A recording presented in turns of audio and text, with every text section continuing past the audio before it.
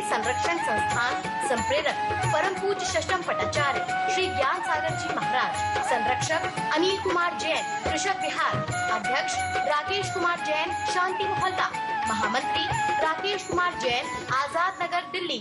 तो जीवन आपको मिला है वह चरित्र व्यक्ति का विकास कराता है।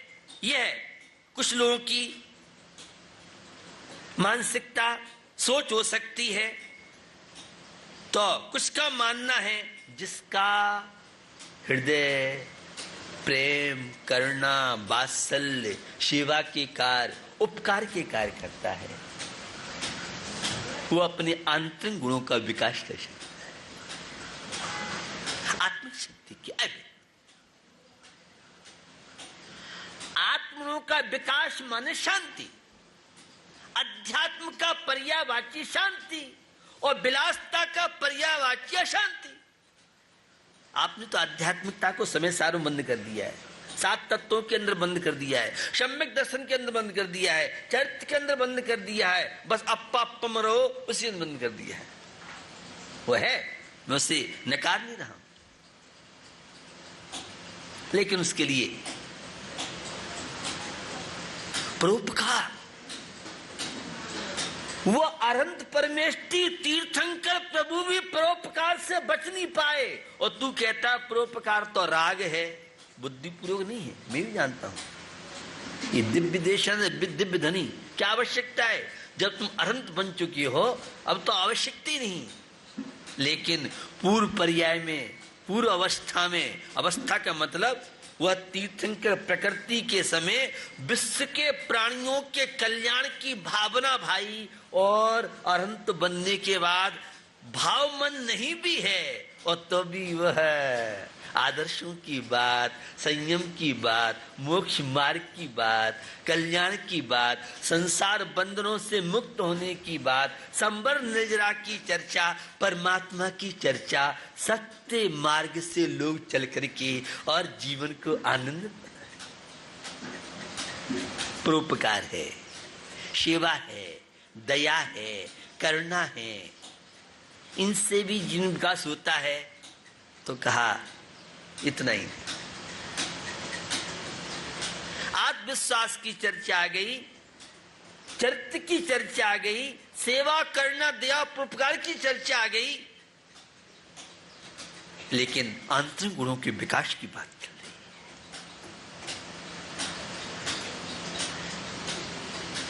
उस हाथी को देखें तो केवल पैर में हाथी नहीं है, सूप में हाथी नहीं है, हाथी का बहुत, ये तो एक एक अवयव है। आंतरिक गुणों के विकास के लिए, शांति की अनुभूति के लिए, परमात्मा की प्राप्ति के लिए बहुत तरह की चीजें जीवन में अपेक्षित हैं। तो प्रेम है, कर्तव्य परायणता का जीवन है, यह भी आंतरिक गुणों के विकास के लिए माध्यम कारण बनता है। ऐसी भी लोगों की मानसिकता है। बंधुओं, ये जितने भी गुण हैं, चाहे आत्मविश्वास का प्रसंग हो, चाहे आचरण का प्रसंग हो, चाहे परोपकार का प्रसंग हो, सेवा, दया आदि के जितने प्रसंग हैं, शुद्धोपयोग आदि प्रसंग हैं, आत्मा में रमणता के प्रसंग हैं, इस सारे के सारे समष्टि आंतरिक गुणों के विकास के लिए इन सब की आवश्यकता है। इन्हीं का नाम तो आंतरिक गुण, इन्हीं का नाम तो वह सज्जनता। सज्जनता बहुत व्यापकता को लिए है। सज्जन कौन? जो सम्यक दृष्टि हो। असज्जन कौन? जो मिथ्या दृष्टि हो। सज्जन कौन? जो धर्मात्मा हो। असज्जन कौन? जो अधर्मात्मा हो। सज्जन बहुत व्यापक है। अनंत परमेष्टि को भी हम सज्जन की पराकाष्ठा कह सकते हैं, और सिद्ध परमेष्टि और भी पराकाष्ठा है। तो ये बाह्य वैभव, ये बाह्य वस्तुएं ही आपके जीवन के लिए, क्योंकि आम धारणा तो यह पैसा वैभवी सब कुछ है, पैसा तो हाथ का मेल, इससे ही जीवन का सर्वांगीण विकास संभव नहीं है। एक प्रसंग आपको सुनाऊं। सेठ और सेठानी थे, संस्कारवान। समझा था श्रावक के 6 आवश्यक कार्य, समझा था संसार और मोक्ष के रहस्य को, समझा था शरीर से आत्मा भिन्न है। भी पंक्तियां आप शरीर के विषय में, दिपे चाम चादर मणि हल पिंजड़ा दे, भीतर यासम जगत में और नहीं गिनगे। बंधु, ये शरीर जिसके खातिर क्या क्या पाप नहीं करता रे। दिपे चाम चादर मणि, ये सुंदर सुंदर जो चमड़ी दिख रही है, यह गोरा और यह रूप तेरे को दिख रहा है। चाहे तू किसी भी ब्यूटी पार्लर में होके आ जाए, लेकिन वह चमड़ी अलग कर दी जाए, फिर ब्यूटी पार्लर वाले से बात कीजिए, क्या है? कुछ भी नहीं। आज समय मुझे लोग बता रहे थे काफी संख्या में, और उन्होंने अपने फ्यूचर से हाथ धो दिए। भारत के इतिहास में पहली बार शायद राजनीतिक लोगों को और अधिकारियों को सजा न्यायपालिका के माध्यम से सुनाई गई। ये सारी की सारी स्थितियां क्यों हैं?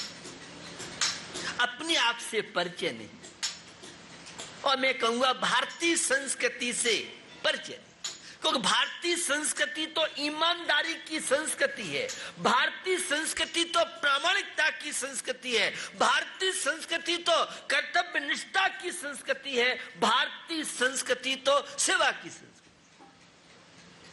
जहां स्वार्थ है वहां जीवन का आनंद नहीं है, वहां जीवन का आनंद है, वहां स्वार्थ नहीं।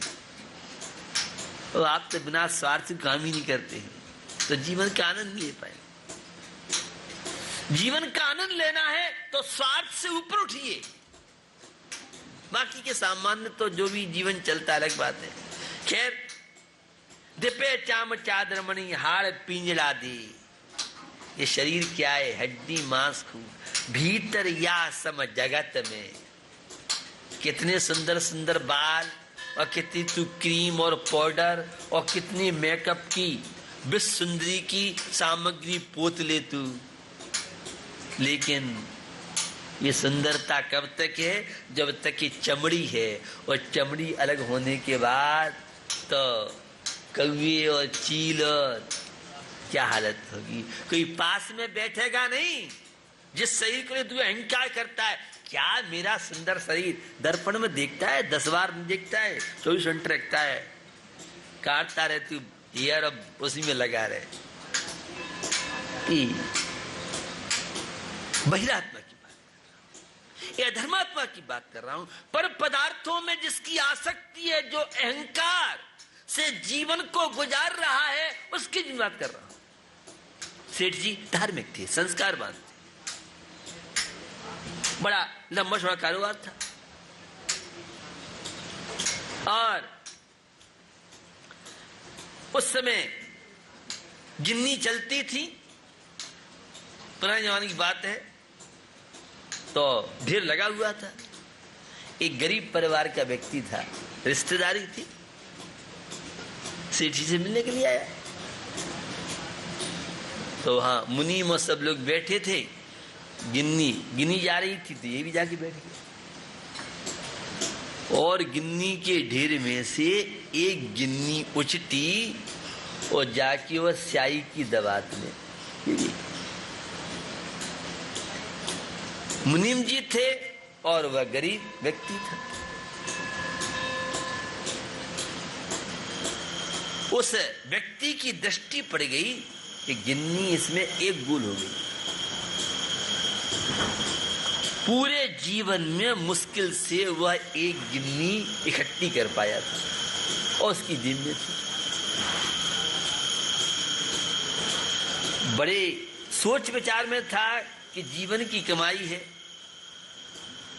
और नहीं देता हूं तो इज्जत पर बट्टा रहेगा, क्योंकि एक गिन्नी घटेगी तो सेठ जी पास बात पहुंचेगी तो रहेगा कि बताओ कि हमारा रिश्ता इतना बेईमान है।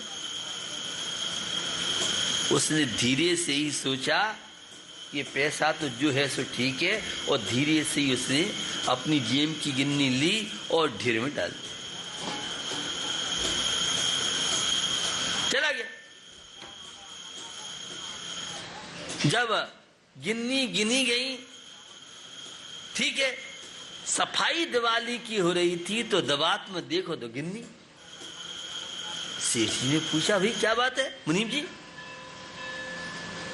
ये एक गिन्नी अपनी जितनी रोकड़ थी, जो अपना हिसाब था, काउंटिंग थी, ये एक गिन्नी कहां से एक्स्ट्रा आई? पुराने जमाने में बड़ी हिसाब किताब के मामले में बड़े स्ट्रांग होते थे लोग, और ये प्रसिद्धि थी कि 2 पैसे के हिसाब के लिए 4 पैसे का तेल भले ही जल जाए, लेकिन ये रोकड़ आजकल तो कौन माथा पच्ची करे, खर्च खाते डाल दो, ये तो पहले नहीं था। ये लोग बड़े स्ट्रांग थे, पुरुषार्थी थे, आज की तरह वीआईपी नहीं थे, आलसी नहीं थे। आलसी जो जीवन में तनावों को स्थान दे उसका नाम आलसी, और जागरूक जो तनाव जिसके जीवन में झांक नहीं पाए, कैसी भी समस्या आ जाए और फिर भी तनावों की हिम्मत पड़ नहीं सकती है, जो व्यक्ति जागरूक है, इसी का नाम धर्म है। मुनीम जी बड़े चक्कर में, भी कौन था, कैसे था?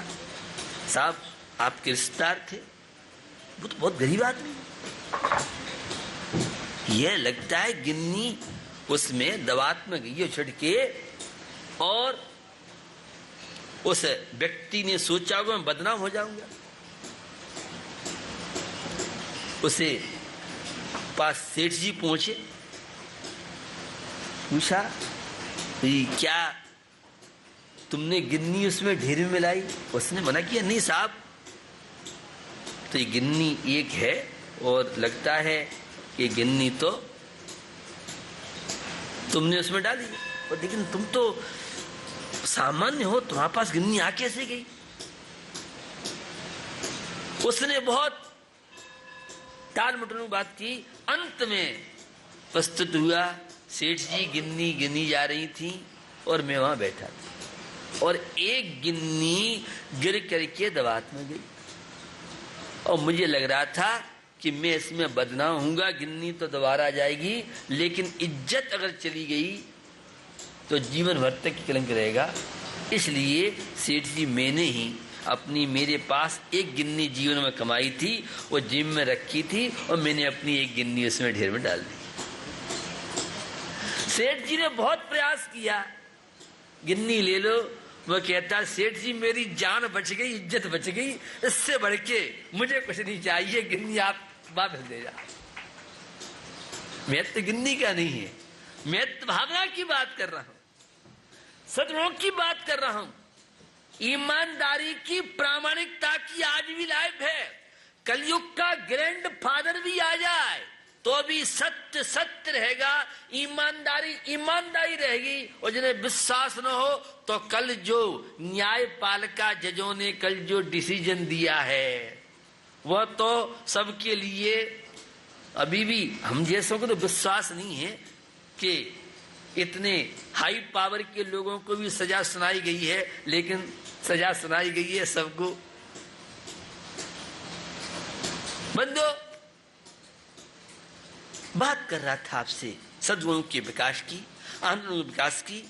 इसी विकास के लिए, संबर निजरा की यात्रा के लिए यह नक्शा आपके सामने है। कल से सीजन चलेगा, दिवाली का सीजन भी आने वाला है आपका व्यापारियों का, लेकिन यह सीजन तो केवल इस जीवन में साथ देगा, लेकिन यह 3 लोग महामंडल विधान में पूजा अभिषेक इंद्र इंद्राणी बन करके हम उन अकृतम चैत्यालय की, कितने जिनालय की, कहां कहां कौन कौन से कितने मंदिर हैं, उन लोक में क्या क्या व्यवस्था है, अधोलोक में इस चित्रा पृथ्वी के जो 3 भाग हैं उसमें खर और पंख भाग में कहां कहां किस किस तरह के जनाले हैं, असंख्यात द्वीप और समुद्र हैं।